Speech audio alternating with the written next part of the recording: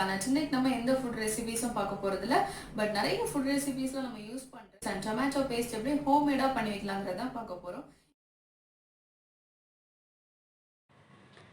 First ஒரு பிளெண்டரில் இந்த மாதிரி கட் பண்ண தக்காளி எல்லாம் போட்டு நல்லா ஸ்மூத்தாக நம்ம பிளெண்ட் பண்ணி எடுத்துக்கலாம்.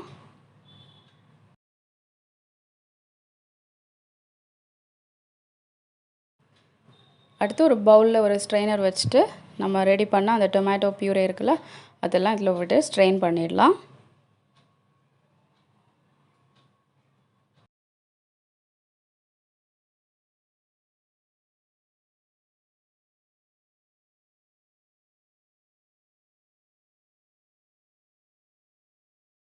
இப்போ நம்ம ஸ்ட்ரெயின் பண்ண இந்த டொமேட்டோ பியூரே ஒரு பேன் சூடு பண்ண அப்புறமா அதில் விட்டு நல்லா கொதிக்க வச்சிடலாம்.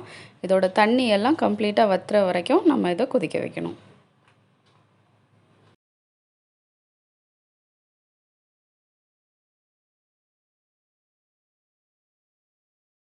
இது அடி பிடிக்காமல் இருக்கணுங்கிறதுக்காக இதை நம்ம அப்பப்போ கிண்டி விட்டுட்டே இருக்கணும்.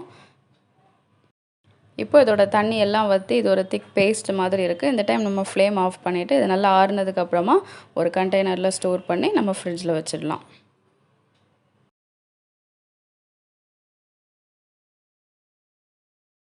டொமேட்டோ பேஸ்ட் ரெடி பண்ணி ஃப்ரிட்ஜில் ஸ்டோர் பண்ணி வச்சுக்கிட்டிங்கன்னா அதுக்கப்புறம் தேவைப்படுற எந்த டிஷ்ஷஸில் வேணாலும் நம்ம இதை இன்ஸ்டண்ட்டாக ஆட் பண்ணி குக் பண்ணிக்கலாம்.